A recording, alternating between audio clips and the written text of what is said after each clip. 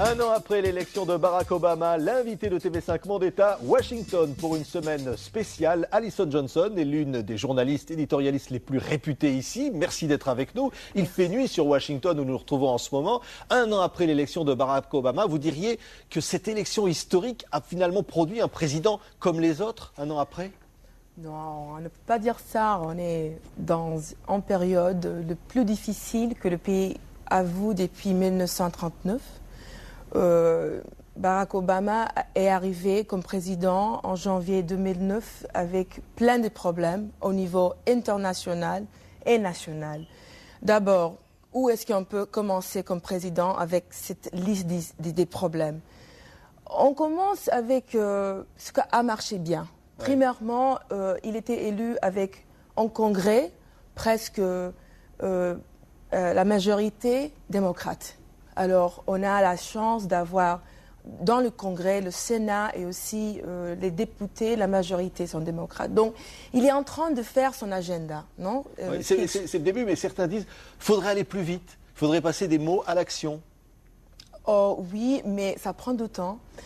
Comme le président a dit pendant ces derniers 10 mois, il est en charge de la Maison-Blanche, mais il n'est pas en charge du Congrès. Et sont les congressistes qui font le loi, qui changent notre législation. Ce n'est pas le président seulement. Donc il a besoin de travailler avec les députés. Et même que les démocrates sont en charge, ils ne sont pas capables de tout faire sans aussi l'aide des républicains. Oui. Alors c'est quelque chose que c'est difficile de comprendre comme étrangère, même comme les Américains propres, parce que c'est un système compliqué. Et Barack Obama aussi a plein de problèmes dans tous les niveaux. Oui, alors on va en parler. Évidemment, la réforme du système de santé, ça c'était une promesse du candidat, oui. Et ça peine à se mettre en place. Oui, mais on a l'annonce d'aujourd'hui de le Speaker of the House, Nancy Pelosi, qui a déclaré qu'ils ont maintenant en loi qu'ils vont passer par le Congrès. Mais il faut accepter qu'il y a plusieurs intérêts contre le président, contre les démocrates, qui ne veut pas passer toutes les actions qu'il a promis comme président. Il a besoin du peuple américain, même que le peuple américain a besoin de lui.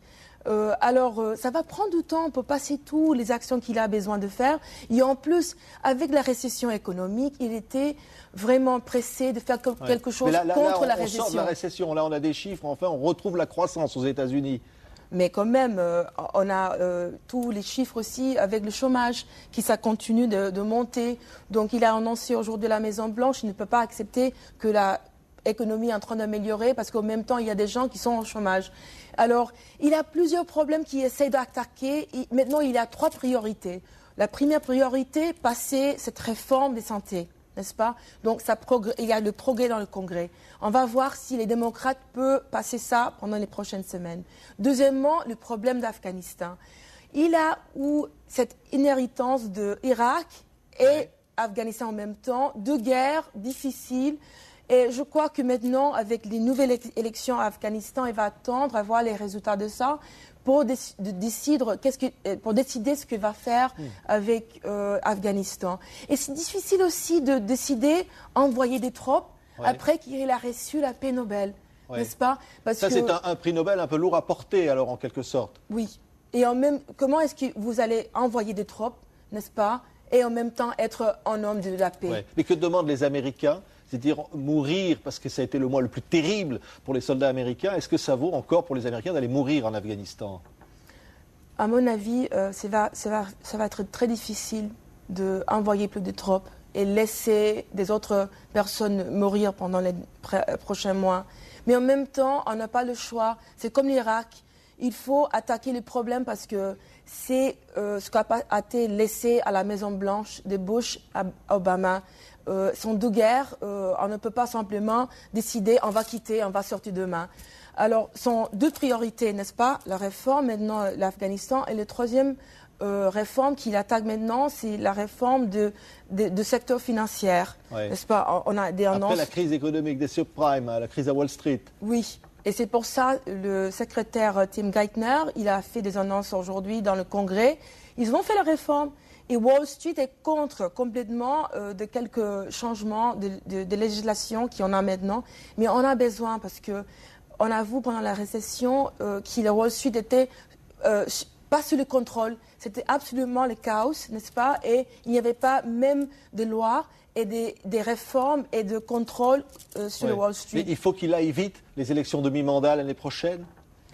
À mon avis, ça va être nécessaire. Oui. Ça va être nécessaire. Et on va voir en 2009 et 2010, les démocrates vont être attaqués complètement. Mais c'est normal. Si on voit l'histoire pendant les dernières 50 ans, 80 ans, aux États-Unis d'Amérique, chaque 2 ans, il y a un changement. Ouais. Mais ceux qui avaient soutenu Barack Obama et cette espèce de liesse que nous avons vue, c'est en train de s'effriter un peu. Oui, parce que c'est à cause de lui, non, qu'ils ont voté.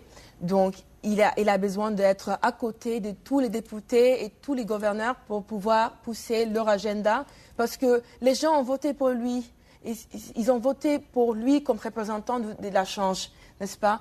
Du changement. Du changement, je dis. Alors, ils vont avoir besoin de Barack Obama pour toutes les élections au niveau national. Pour Il est incontournable. Oui. Et puis, premier président noir, qu'est-ce qu'il reste de ça aujourd'hui? À mon avis, ça attaque beaucoup notre problème de racisme au niveau national, mais vraiment, ça va être durable à partir d'aujourd'hui. C'est un commencement. Ça veut dire, on ne change pas le pays, l'histoire dans une élection, n'est-ce pas? Mais c'est un commencement. Alors, c'est un début. Avec l'élection de Barack Obama, on voit que le pays est en train de changer. Ouais. La fierté retrouvée? Oui, la fierté et aussi... Au niveau mondial, c'est reconnu que les États-Unis d'Amérique, ce n'est pas le même pays, n'est-ce pas? C'est un président qu'on admire dans le monde. Oui. Ça compte pour les Américains? Ça compte, mais pas beaucoup, parce que pour nous, maintenant, comme vous avez, il est comme un autre président pour nous. Mais c'est bien, non? Parce que ça veut dire que sa race, ce n'est pas important. C'est plutôt qu'est-ce qu'il va faire comme président, qu'est-ce qu'il va faire pour le peuple, qu'est-ce qu'il va faire pour notre nation. Donc, c'est bien le changement. Mais on sait qu'il est là pour longtemps parce que vous dites qu'est-ce qu'il va faire. Vous parlez au futur encore. Oui, hein? Oui, parce qu'on a passé seulement 10 mois. Et comme on a vu avec Bush ou même avec Clinton, ça prend du temps pour le changement, n'est-ce pas? Ça prend du temps. Ça a passé 8, 9 mois. N'est-ce pas? On a vu quelques changements avec le stimulus package, des choses comme ça, pour stimuler l'économie. Mais en termes de long terme, il faut attendre. Et en plus, on voit ce qui a passé avec Clinton.